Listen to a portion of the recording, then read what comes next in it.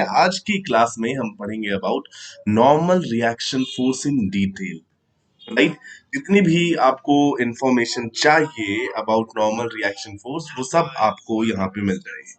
Right, so stay tuned, last तक इस video को देखें। जो भी डाउट्स हो मुझे कमेंट सेक्शन में आप बताते रहें। ठीक है भाई, तो स्टार्ट करें फिर इसको। कौन कौन यहाँ पे प्रेजेंट है, लेट मी सी पहले कौन कौन है भाई यहाँ पे। चलो, तो नॉर्मल रिएक्शन फोर्स क्या होता है? पद Lakshmi Narayan, hello, yes, hello and welcome to my class. I guess you are coming to my class for the first time. पहली बार आप आए हो मेरी क्लास में, राइट? ओके, आप रामचरण हो। हेलो रामचरण, कैसे हो? चलो भाई, यहाँ पे देखो जरा। तो नॉर्मल रिएक्शन फोर्स की पहले मैं डेफिनेशन बताता हूँ। नॉर्मल मतलब क्या होता है? नॉर्मल होता है परपेंडिकुलर।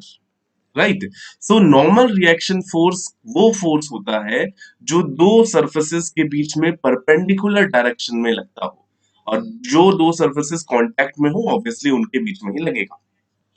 राइट, चलो, सो यहाँ पे मैं इसकी डेफिनेशन लिखता हूं सबसे पहले नॉर्मल रिएक्शन फोर्स की। What is normal reaction force? तो परपेंडिकुलर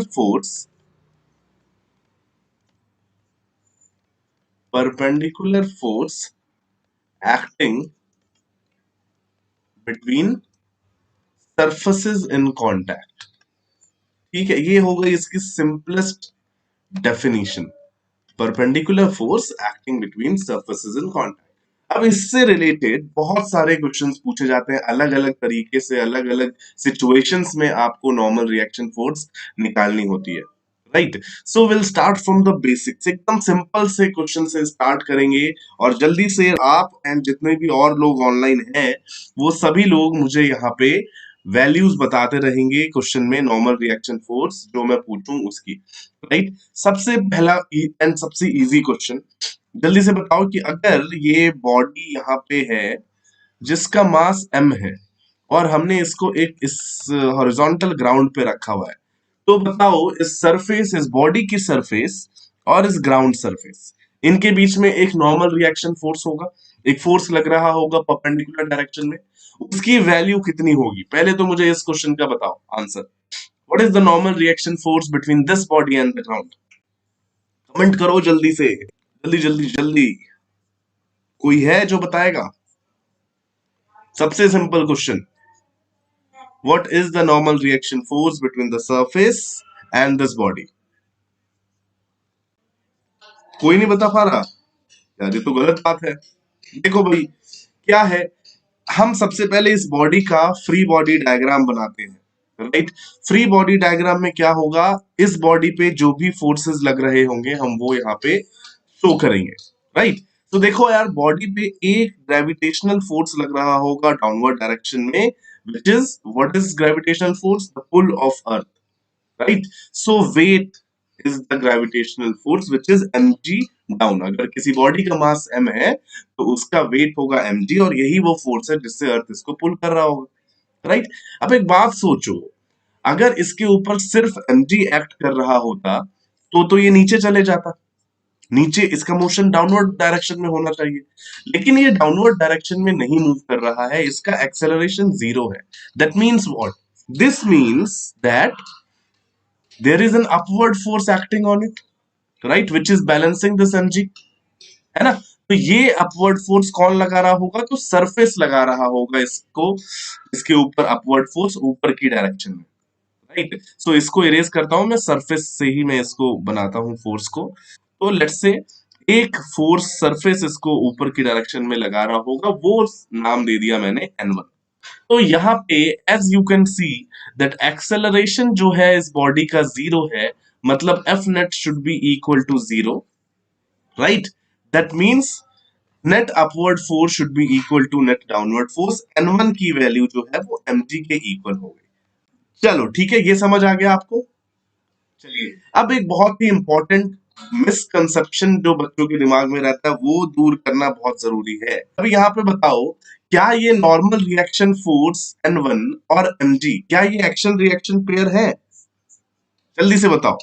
mg, मैं यहाँ पे क्वेश्चन लिख देता हूं, R N1 and mg shown here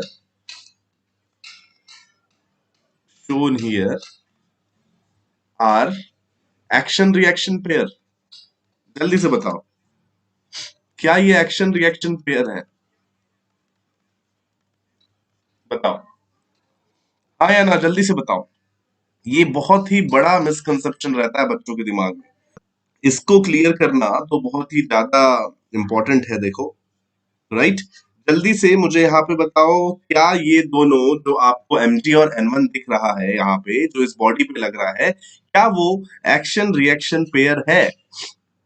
comments क्यों नहीं दिख रहे हैं यार मुझे? इसलिए बच्चे क्या कहते हैं यहाँ पे कि हाँ सर, ये एक्शन रिएक्शन पेयर है, N1 और Mg जो है, ये वो बोलते हैं कि N1 और ये वाला Mg एक्शन रिएक्शन पेयर है, but in reality this is a big no, ये एक्शन रिएक्शन पेयर नहीं है।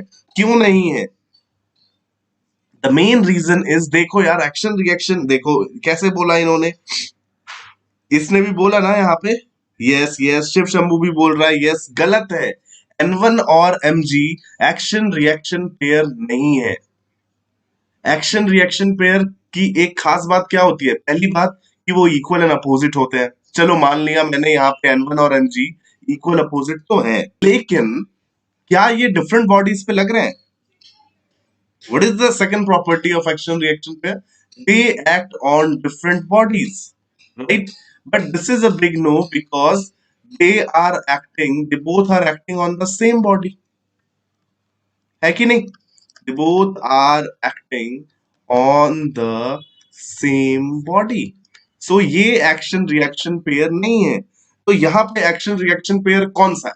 देखो, बॉडी के ऊपर सरफेस ने N1 फोर्स लगाया, राइट? तो बॉडी ने सरफेस पे N1 फोर्स लगाया होगा डाउनवर्ड डायरेक्शन में। तो अगर मैं सरफेस का फ्री बॉडी डायग्राम बनाऊं, ये ग्राउंड है, राइट, और बॉडी के ऊपर सरफेस ने N1 ऊपर लगाया था, तो बॉडी सरफेस पे N1 नीचे लगाएगी। ये हुआ आपका सरफेस का free body diagram, and this N1 is the action reaction pair of this N1। ये दोनों एक दूसरे के एक्शन रिएक्शन पेयर हैं। समझ आया कि नहीं आया? N1 और Mg एक्शन एक्शन पेयर नहीं है, ये वाला N1 और ये वाला N1, ये दोनों एक्शन रिएक्शन पेयर है। Is it clear to all? जल्दी से बताओ, बताओ भाई बताओ, समझ आया? और क्वेश्चंस इस पे करते हैं, चलो ठीक है। आई होप ये चीज तो आपको समझ आ गई होगी। चलो और क्वेश्चन करते हैं। यहाँ पे ये तो आ गया समझ में सर, चलो ठीक है, अब इस सबको इरेज करके मैं और कुछ क्वेश्चंस देता हूँ। सिंपल सिंपल से स्टार्ट करेंगे, धीरे धीरे बातें करेंगे, और ठीक है, वेरी गुड। चलो यहाँ पे एक बात बताओ कि सपोज एक बॉडी रखी हुई है ऐसे, राइट, जिसका मास है 10 kg, ठीक है, ये ग्राउंड सरफेस है हॉरिजॉन्टल, इसके इस बॉडी के ऊपर मैंने ऊपर से फोर्स लगा दिया 25 न्यूटन का। तो बताओ, what is the normal reaction force from the ground? बताओ, वैल्यू बताओ जल्दी से। सरफेस इसके ऊपर कितना नॉर्मल रिएक्शन फोर्स लगा रहा होगा? जल्दी से आंसर दे दो, बस टाइम मत लगाना, तुम सभी लोगों को आता है, मुझे पता है। जल्दी से आंसर बताओ, what is the value of normal reaction force acting on this object? मान लो सरफेस इस पे नॉर्मल रिएक्शन, सबसे पहले आप क्या करोगे यार? सबसे पहले तो आप, ये शिव शंभू बोला 25, मैंने पूछा सरफेस इस पे कितना नॉर्मल रिएक्शन फोर्स लगा रहा होगा, शिव शंभू बोल रहा है 25। क्या ये सही है? एकदम गलत है भैया, एकदम गलत है, ठीक है। सही आंसर क्या होगा? फ्री बॉडी डायग्राम बनाओ भाई शिव शंभू इसका। तो देखो यार, फ्री बॉडी डायग्राम में क्या होगा, mg इस पे, शिव शंभू बोल रहा है 225, ये भी गलत है। 225 कैसे हो जाएगा भाई? देखो यार, फ्री बॉडी डायग्राम बनाओ, mg इस पे नीचे लग रहा होगा, and mg will be 100 Newton, right. मान लेते हैं सरफेस इस पे ऊपर की डायरेक्शन में फोर्स लगा रहा होगा N1, राइट। तो वो फोर्स मैंने लगा दिया ऐसे इस पे N1। अब जैसा कि हम यहाँ पे देख सकते हैं कि एक्सेलरेशन इज जीरो, मतलब net force acting on it should be also zero.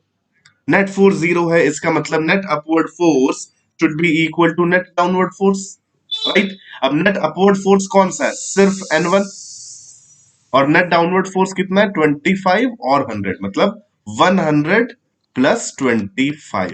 125 Newton is the net normal force, is the normal force acting on this body by the surface. समझ आया कि नहीं आया? शिव शंभू 75 बोल रहा है। अरे शिव शंभू टकरा गए हो क्या? सब उल्टा पुल्टा कर रहे हो भाई। एक्सेलरेशन जीरो है तो net downward force should be equal to net upward force. 25 newton ऊपर से लग रहा था, 100 न्यूटन ये पहले से है। मैसेज डिलीट करने से कुछ नहीं होगा शिव शंभू। चलो दूसरा क्वेश्चन देखो अब यहाँ पे, कि मान लो एक बॉडी है जो मैंने यहाँ पे ऐसे रख दी, ठीक है। इस बॉडी के ऊपर मान लो इसका मास है 20 kg, ठीक है। और मैं इसके ऊपर एक फोर्स लगा रहा हूं, फोर्स लेट्स से ये फोर्स है आपका, which is acting at some angle. और अब से अच्छा सर अब से देखिएगा, अभी अभी से देखते हैं। चलो, तो जो फोर्स मैं लगा रहा हूं इसके ऊपर वो है लेट्स से 100 न्यूटन का, राइट। और ये जो थीटा की वैल्यू मुझे देनी है, वो थीटा की वैल्यू मैं दे देता हूं 30 डिग्री, ठीक है।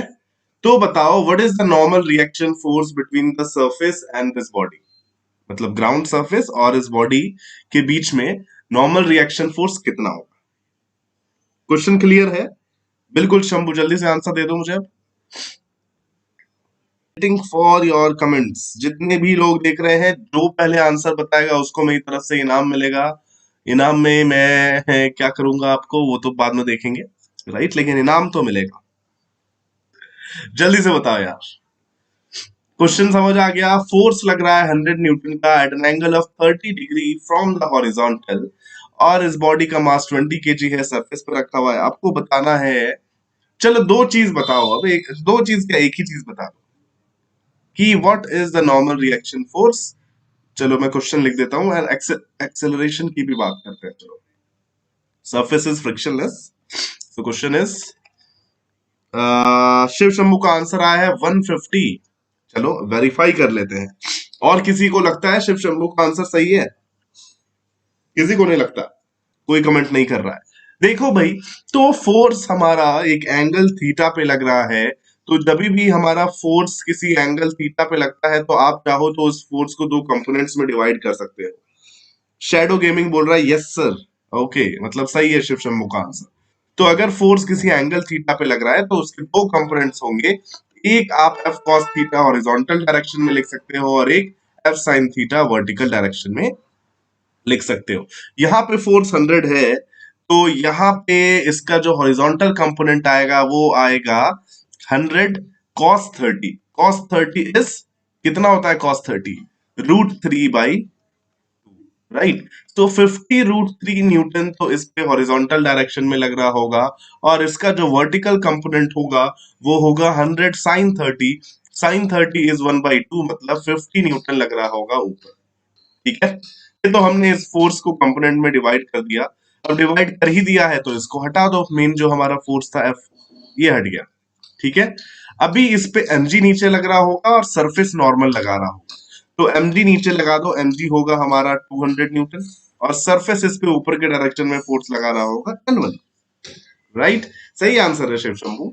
तो यहाँ पे हमारा वर्टिकल डायरेक्शन में एक्सेलरेशन नहीं है, राइट। और अगर वर्टिकल डायरेक्शन में एक्सेलरेशन नहीं है, मतलब net force in y direction should be equal to 0, because there is no acceleration in y direction, right. इसका मतलब net upward force should be equal to net downward force. तो बस आप अब इसको जल्दी से कर दें। अपवर्ड फोर्स कितना है देखो, तो N1 ऊपर है और 50 न्यूटन है, मतलब N1 plus 50 should be equal to net downward force which is 200. So यहां से आपके पास आ गया N1 is equal to 150 Newton, ठीक है। यार मेरे लैपटॉप का चार्ज खत्म हो रहा है क्या? Oh oh, hold on a second, mobile का चार्ज हटाओ, लैपटॉप का चार्जर लगाओ, ठीक है। चलिए हमारा काम हो गया। चलो वेरी गुड, सही आंसर है। अगर मैं इसमें पूछता कि what is the acceleration of the block, तो आप कैसे निकालते? ये बॉडी जो है वो एक्स डायरेक्शन में एक्सेलरेट करेगा, राइट। एक्स डायरेक्शन में एक्सलेट करेगी, तो एक्स डायरेक्शन में इस पे फोर्स कितना लग रहा है, 50√3, राइट। तो आप लिखते force along x is equal to mass into acceleration along x, आप ऐसे लिख देते, राइट।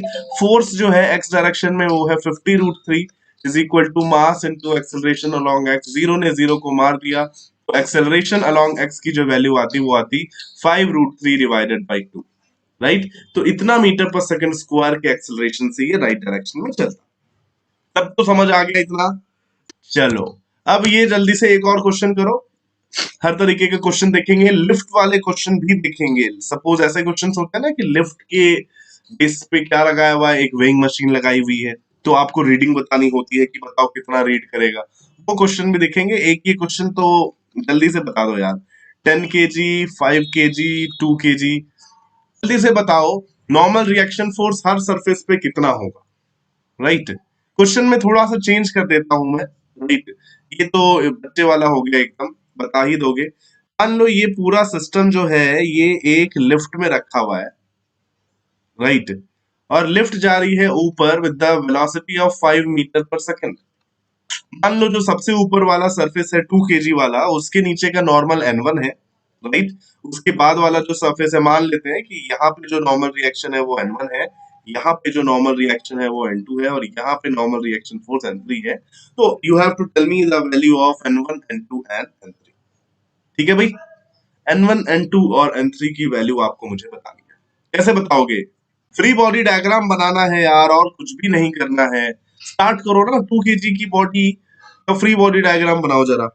देखो, अच्छा एक बात बताओ, मैंने यहाँ पे जो velocity is equal to 5 metre per second लिखा है, उससे कुछ चेंज आएगा क्या क्वेश्चन में? क्या अगर ये रेस्ट पे होता और अभी ये 5 मीटर पर सेकंड वेलोसिटी से मूव कर रहा है, तो दोनों में कोई डिफरेंस है? नहीं है कोई डिफरेंस। देखो, अगर वेलोसिटी कांस्टेंट है, इसका मतलब सर वेलोसिटी मैटर नहीं करेगा, यही तो मैं समझाने की कोशिश कर रहा हूं, राइट।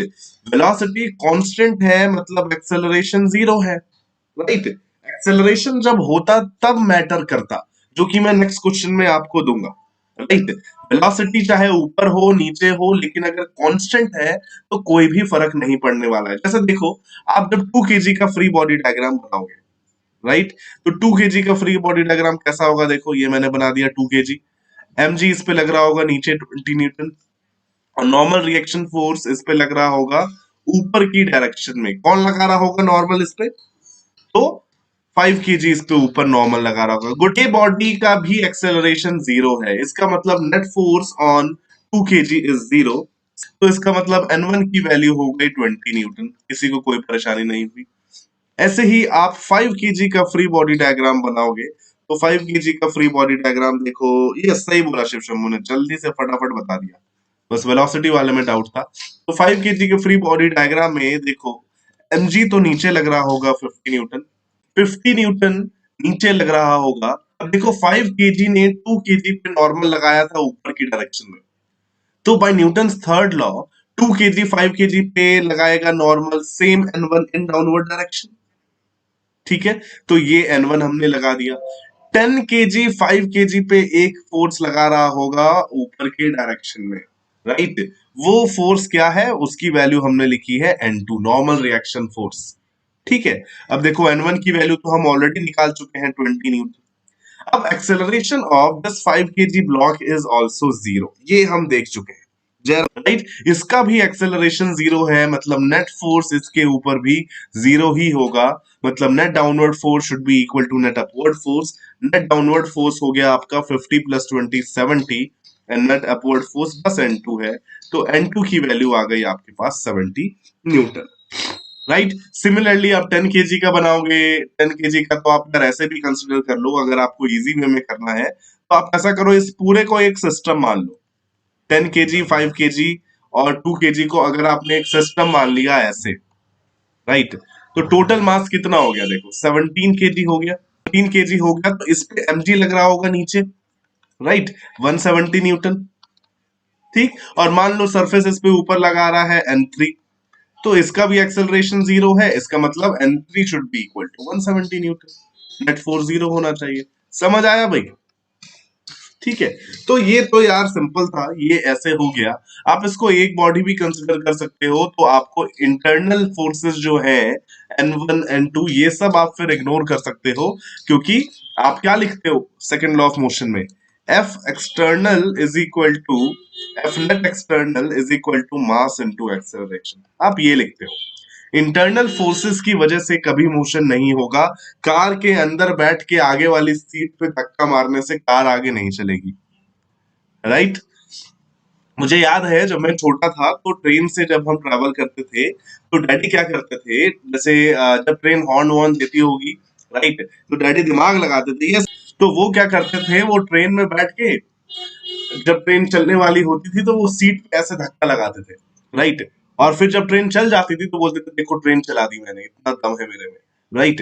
बाद में मुझे जब पता चला कि अच्छा ऐसे तो कुछ मतलब, ऑब्वियसली उस समय मैं बहुत छोटा था, तो बाद में हमें पता लगा कि यार ऐसा इंटरनल फोर्स आप कार के अंदर बैठ के धक्का लगाओगे तो कार हिलेगी भी नहीं, समझे, हिल नहीं सकती, इंटरनल फोर्सेस से कुछ नहीं होगा। जितना फोर्स आपने कार के आगे वाले सीट पे लगाया होगा उतना फोर्स कार के आगे वाली सीट में आप पे लगाया होगा, नेट इंटरनल फोर्स एक दूसरे का बैलेंस हो जाएगा, जीरो। एक्सटर्नल फोर्स जब आप कार के बाहर जाके धक्का मारोगे तभी कार चलेगी, राइट। चलो ये जल्दी से क्वेश्चन करो यार, बच्चों वाला क्वेश्चन है। इसमें बताना है आपको इन दोनों सरफेसेस के बीच में फोर के हर सरफेस पे नॉर्मल रिएक्शन फोर्स बताना है, राइट। 4 kg 8 kg इन दोनों सरफेसेस के बीच में, तो मैं नाम दे देता हूं। मान लो इन दोनों सरफेसेस के बीच में जो नॉर्मल रिएक्शन है वो N1 है, इन दोनों के बीच में N2 है, और इन दोनों सरफेसेस के बीच में नॉर्मल रिएक्शन फोर्स का नाम है N3। ठीक है भाई, तो ये चीजें आपको बतानी है, N1 N2 और N3 की वैल्यू बता दोगे जल्दी से, राइट। ये मैं थोड़ा सा क्वेश्चन क्लियर कर देता हूँ, समझ गए ना, ये N1 है, ये N2 है, और 4 और 8 kg के बीच में जो नॉर्मल रिएक्शन फोर्स है वो N3 है। सॉरी, सबसे पहले क्या करोगे, आप अलग अलग इनका फ्री बॉडी डायग्राम बनाओगे, राइट। अभी आपको इतना तो पता है कि भाई ये दोनों कांटेक्ट में है, तो जितना एक्सेलरेशन 4 kg का होगा उतना ही एक्सेलरेशन होगा 8 kg का, तो मान लो वो एक्सेलरेशन ए है, राइट। फ्री बॉडी डायग्राम बनाओ भाई 4 kg का, तो हमने बनाया फ्री बॉडी डायग्राम 4 kg का, ठीक है। 24 न्यूटन लग रहा है, इधर से लगा दिया। 4 kg 8 kg को धक्का देगा बाई सम फोर्स N3, तो 8 kg 4 पे वापस धक्का देगा by the same force N3 opposite direction में, ठीक है। 4 kg पे नीचे लग रहा होगा mg 40 न्यूटन, और सरफेस भी उस पे इक्वल एंड अपोजिट फोर्स लगा रहा होगा नॉर्मल N1 जो कि होगा 40 न्यूटन। ठीक है भाई, sir love from Kashmir, thank you so much, sending back you lots of love. And इसका एक्सेलरेशन है ए, राइट। अभी देखो हॉरिजॉन्टल डायरेक्शन में इस पे दो फोर्सेस लग रहे हैं, 24 और N3, इसका मोशन हो रहा है टुवर्ड्स राइट, इसका मतलब कौन सा फोर्स ज्यादा होगा, 24 न्यूटन ज्यादा होगा, तभी तो इसका मोशन राइट डायरेक्शन में हो रहा है। तो when you will write equation of motion, तो आप क्या लिखोगे, F net is equal to 24 minus N3। हाँ बिल्कुल, दोनों को एक सिस्टम ले सकते हो, वो भी बताऊंगा, लेकिन इन दोनों के बीच का नॉर्मल रिएक्शन फोर्स तो आपको ऐसे ही पता लगेगा ना। सो आप लिखोगे 24 minus N3 is equal to, एक ही बार मैं बताऊंगा वो भी, वो तो आप सही बोल रहे हो बिल्कुल Shambhu. So 24 minus N3 is equal to mass into acceleration, एक इक्वेशन आप ऐसे लिखोगे। सिमिलरली जब आप 8 kg का फ्री बॉडी डायग्राम बनाओगे, तो देखो इस पे कितना नॉर्मल रिएक्शन फोर्स लग रहा होगा, तो देखो 2 kg ने 4 kg ने 8 kg पे लगाया था N3, तभी तो 8 kg ने 4 kg पे N3 लगाया था अपोजिट डायरेक्शन में, right? So force acting on 8 kg is N3 towards right, and because of which it is moving with acceleration of a meter per second square. So you can simply write N3 is equal to 8a. हो गया। अब N3 की value 8 है, यहाँ पे जल्दी से put कर दो, तो ये हो जाएगा 24 minus 8a is equal to 4a, 24 is equal to 12a, और a is equal to 2 metre per second square. Acceleration पता लग गया, ये आप यहाँ पे पुट कर दो, तो एक्सेलरेशन 2 है, तो N3 की वैल्यू 8 इंटू 2 हो गई, राइट। तो 8 इंटू 2 ये हो गया 16 न्यूटन। तो N3 हमें पता लग गया, 4 और 8 kg के बीच में 16 न्यूटन, 16 न्यूटन, यहाँ पे होगा 40 न्यूटन, यहाँ पे होगा 80 न्यूटन, क्योंकि वर्टिकल मोशन नहीं हो रहा। ठीक है, ये समझ आया। और ये जैसे शिव शंभू ने बोला कि आप इनको एक बॉडी कंसिडर करके एक्सेलरेशन तो एक लाइन में निकाल सकते हो, बिल्कुल सही बात है। देखो यार, अगर मैं इन दोनों को एक सिस्टम ले लूं ऐसे, राइट, तो इस पूरे सिस्टम पे जो एक्सटर्नल फोर्स लग रहा है वो लग रहा है 24 न्यूटन, राइट। टोटल मास हो जाएगा 12 kg। तो आप सिंपली ऐसा क्यों नहीं लिख सकते, एफ नेट की जगह आप 24 लिखो, टोटल मास 12 इंटू एक्सलेशन। नहीं, आपको पता है दोनों साथ में मूव कर रहा है, तो एक्सेलरेशन सिंपली आ गया 2 मीटर पर सेकेंड स्क्वायर, राइट। तो ये तो बात हुई एक्सेलरेशन निकालने की। लेकिन नॉर्मल रिएक्शन अगर आप 4 और 8 के बीच में निकालना चाहते हो, तो आपको या तो 8 का या 4 का फ्री बॉडी डायग्राम तो बनाना ही पड़ेगा। मंजूर बोल रहा है n3 is equal to 16। Very good Manzoor, सही बोल रहे हैं। ठीक है, अभी देखो एक इंपॉर्टेंट कॉन्सेप्ट आपको बताता हूं आखिर के 15 मिनट में। ये वाला क्वेश्चन कर लोगे, ये होमवर्क क्वेश्चन है, right. This is your homework question, बिल्कुल बच्चे वाला क्वेश्चन है। और आपको क्या करना है, कमेंट लिख देना बाद में। होमवर्क की स्पेलिंग क्या लिख दी मैंने, होमवर्क लिख दिया मैंने। बताओ यार, ऐसा भी होता है क्या स्पेलिंग? चलो यहाँ पे स्पेलिंग बदल दो भाई, होमवर्क। ठीक है भाई, चलो। सो ये कर लेना होमवर्क क्वेश्चन, बच्चों वाला क्वेश्चन। अभी मुझे आपको, अरे यार चलो, आपको मुझे ये क्वेश्चन, ऐसा भी क्वेश्चन मैं आपको पहले ही करवा चुका हूँ, राइट। ये भी होमवर्क क्वेश्चन लिख लो कि मान लो ये 20 kg का ब्लॉक है, इस पे 250 न्यूटन लग रहा है 30 डिग्री के एंगल पे। तो आपको क्या बताना है, यस बिल्कुल होमवर्क, तो आपको बताना है क्या कि नॉर्मल रिएक्शन फोर्स कितना होगा। आप ठीक उसी तरीके से करोगे जैसा मैंने पहले आपको एक क्वेश्चन कराया है आज ही की क्लास में, राइट। इसको दो कंपोनेंट्स में तोड़ दोगे, 250 cos 30 इधर आएगा एंड 250 sin 30 ऊपर के डायरेक्शन में आएगा। 200 न्यूटन mg लग रहा होगा नीचे, एंड लेट्स से सरफेस इस पे लगा रहा है n1 नॉर्मल रिएक्शन फोर्स। तो आपको क्या करना है, as acceleration in y is zero, मतलब net force in y direction कितना होगा, जीरो होगा। मतलब नेट अपवर्ड फोर्स जो है वो नेट डाउनवर्ड फोर्स के इक्वल होगा। तो आप सिंपली लिखोगे नेट अपवर्ड फोर्स है आपका n1 प्लस 250 sin 30। समझ आ रहा है सबको? And this will be equal to net downward force 200। ठीक है, चलो ये हो गया n1। साइन 30 की वैल्यू कितनी होती है, तो साइन 30 की वैल्यू होती है 1/2। तो 250 डिवाइडेड बाई 2 कितना हो जाएगा आपके पास, 125। This will be equal to 200, right. So n1 की वैल्यू आएगी 200 माइनस 125 विच इज 75 न्यूटन। समझ आया?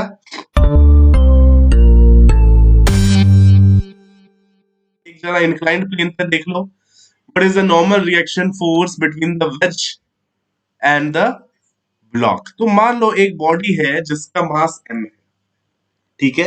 हमसे पूछा जा रहा है कि इसका एक्सेलरेशन कितना होगा। ऑब्वियसली देखो ये जो वेज है ये फिक्स्ड है, राइट। और यहाँ पे ये सरफेस फ्रिक्शनलेस है। आपको बताना है कि इसका एक्सेलरेशन किस डायरेक्शन में होगा, तो ऑब्वियसली इस डायरेक्शन में होगा। This will start slipping in this direction, right. और आपको बताना है कि इस बॉडी और इस वेज के बीच का नॉर्मल रिएक्शन फोर्स कितना होगा। ठीक है, मान लो ये एंगल ऑफ इंक्लिनेशन थीटा है, ठीक है। तो अब हम इसका फ्री बॉडी डायग्राम बनाने की कोशिश करते हैं। तो सबसे पहले देखो, इस बॉडी पे mg लग रहा होगा डाउनवर्ड डायरेक्शन में, वर्टिकली डाउनवर्ड डायरेक्शन में हमने बनाया mg, ठीक है। नॉर्मल रिएक्शन लगता है हमेशा, नॉर्मल का क्या मतलब है, परपेंडिकुलर टू द सरफेस। तो यहाँ पे ये कॉन्टैक्ट सरफेस है, तो नॉर्मल रिएक्शन फोर्स इस पे कुछ इस डायरेक्शन में लग रहा होगा n,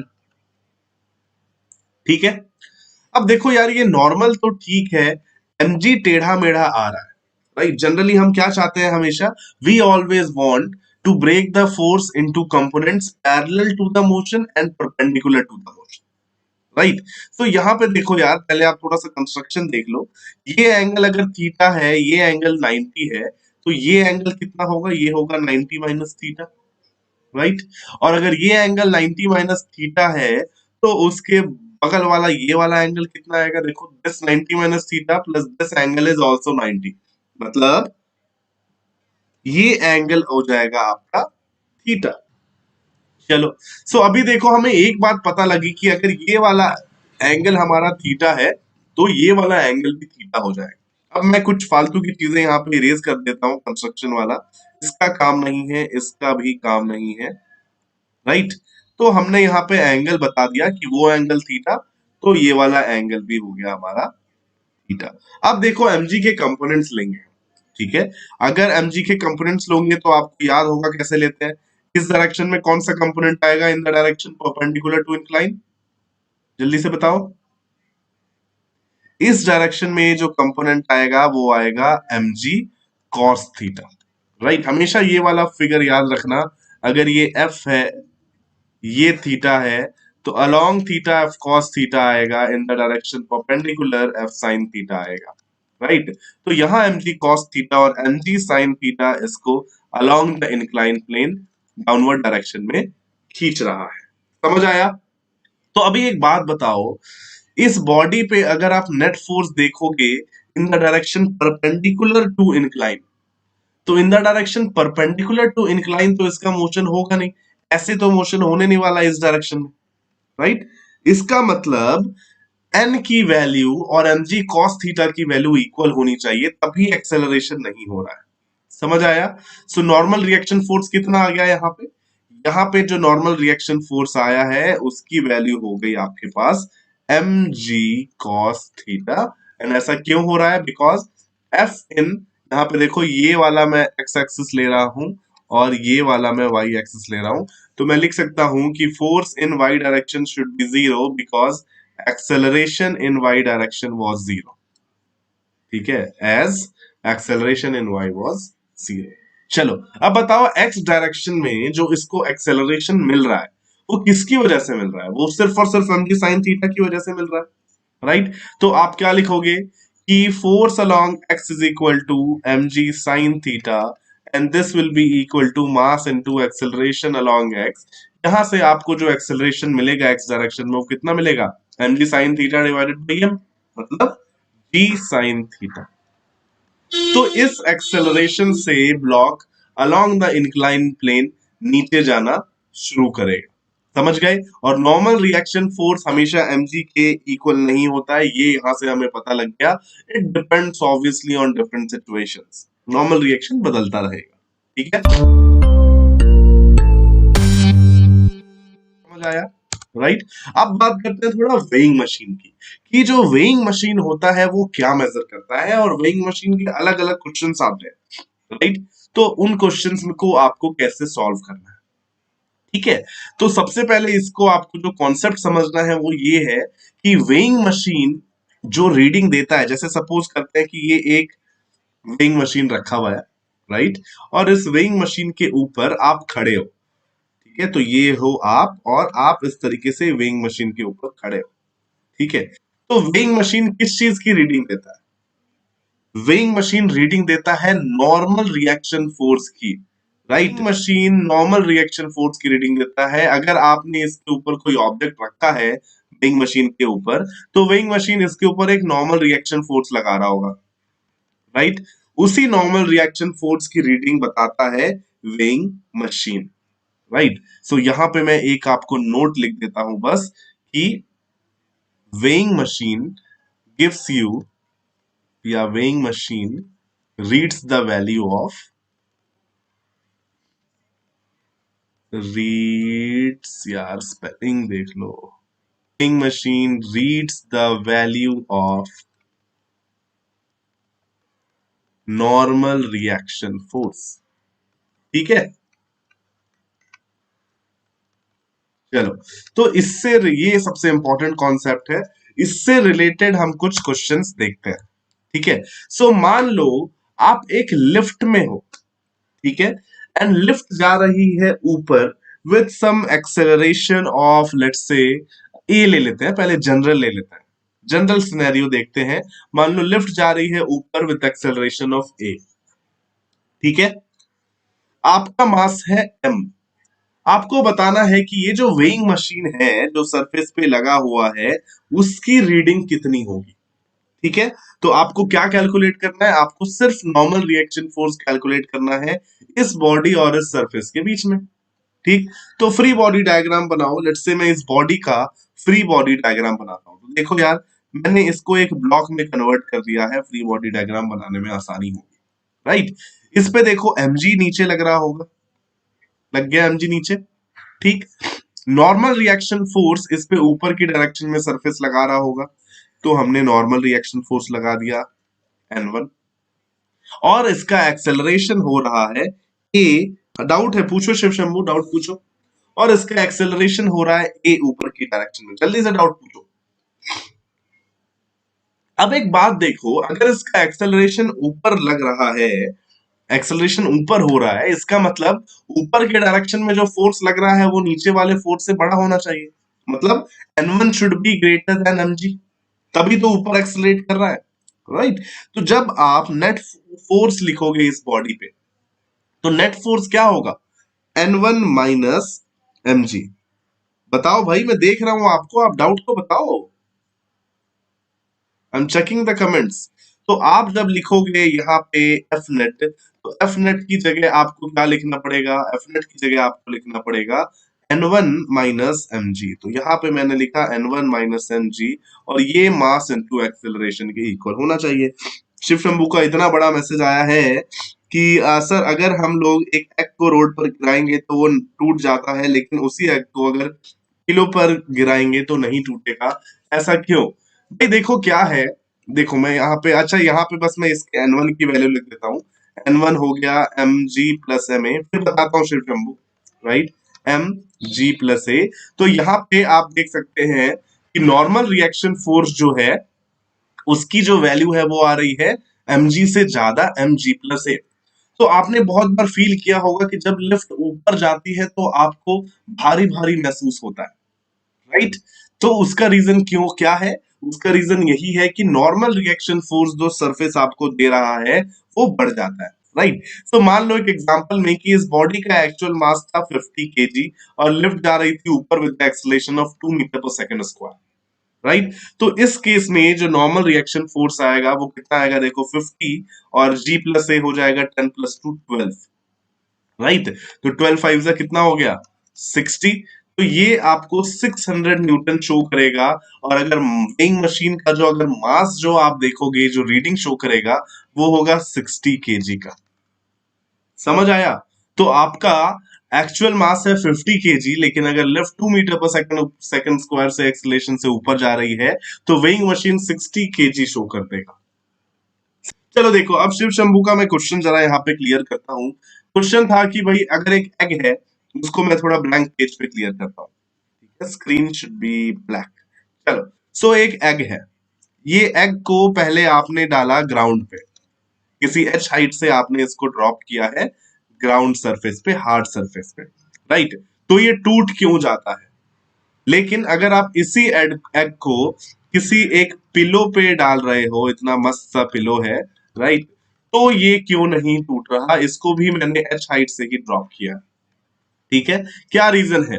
देखो यहाँ पे देखिए कि दोनों, जब अगर मैंने सेम हाइट से दोनों को ड्रॉप किया है, तो मान लो ये एग जब यहाँ पे पहुंचा ग्राउंड पे तो इसकी वेलोसिटी v है, तो इस केस में भी जब ये एग यहाँ पहुंचा होगा तो इसकी वेलोसिटी हो गई होगी v।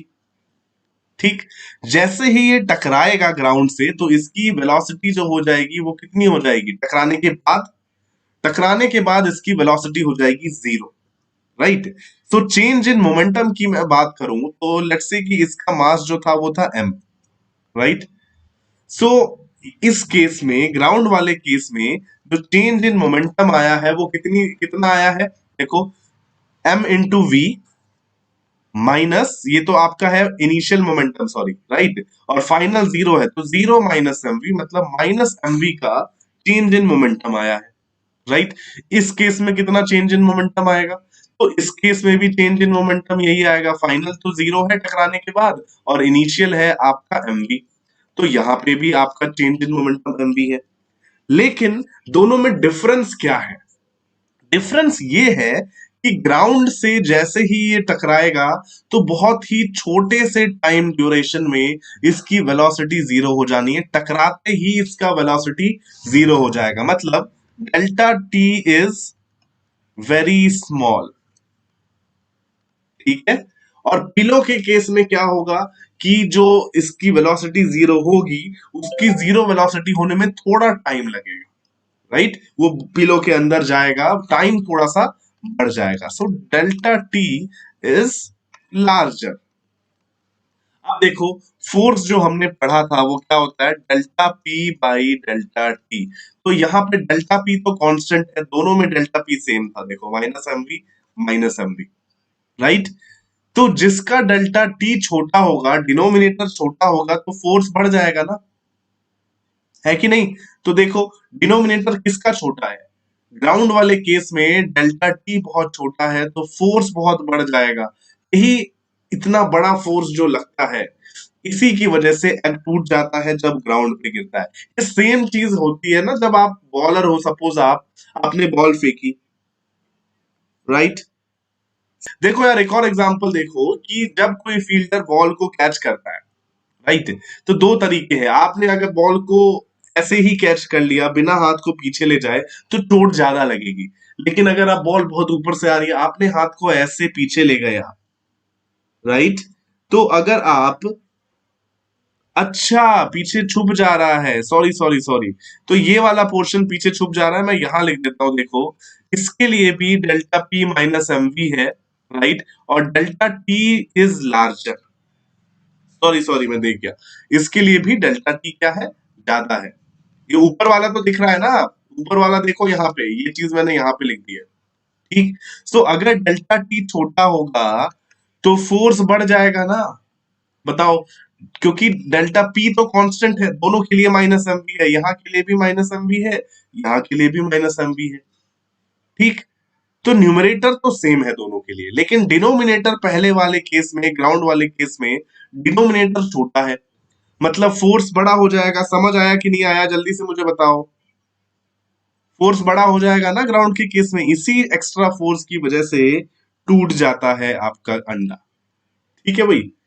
अब क्रिकेटर का भी मैंने आपको एग्जांपल बताया कैसे वो टाइम बढ़ाता है जीरो वेलोसिटी लाने के लिए, राइट, हाथ पीछे करके। क्यों होता है ऐसा, क्यों करता है ऐसा, क्योंकि टाइम बढ़ा सके, जिसकी वजह से फोर्स कम हो जाए। बॉल को वो पीछे ले जाता है, हाथ को पीछे ले जाता है, तो टाइम बढ़ जाता है, ठीक है। तो ये चीज तो समझ आ गई। Lift accelerating in upward direction आपको समझ आ गया। लिफ्ट एक्सेलरेटिंग इन डाउनवर्ड डायरेक्शन का जल्दी से इधर देख लो, राइट। मान लो इस बॉडी का मास m है, ठीक, एक्सेलरेशन इसका डाउनवर्ड डायरेक्शन में है। आईपीएल में किस टीम को, आईपीएल में देख नहीं रहा हूं, मैंने काफी सालों से आईपीएल देखना छोड़ दिया है। तो देखो, इसका फ्री बॉडी डायग्राम में mg नीचे लग रहा होगा, नॉर्मल ऊपर लग रहा होगा, एक्सेलरेशन नीचे है, मतलब नेट फोर्स जो होगा वो डाउनवर्ड डायरेक्शन में है, which is mg minus n।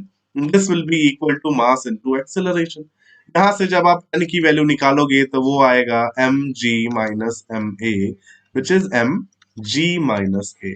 तो यहां से आपको क्या दिख रहा है कि नॉर्मल रिएक्शन फोर्स की वैल्यू कम हो जाती है। इसीलिए क्या होता है, जब लिफ्ट नीचे एक्सेलरेट कर रही होती है, या वो जो बड़ा वाला झूला होता है जो गोल गोल घूमता है, what we call that, giant wheel, ऐसा कुछ बोलते हैं ना उसको, तो उसमें क्या होता है, जब वो नीचे आता है तो आपको पेट में कुछ कुछ होने लगता है। क्यों होता है, क्योंकि नॉर्मल रिएक्शन फोर्स आपका कम हो जाता है। तो सेम एग्जांपल लेते हैं, मान लो इस बॉडी का मास है 50 केजी और लिफ्ट का एक्सेलरेशन है डाउनवर्ड डायरेक्शन में 2 मीटर पर सेकंड स्क्वायर।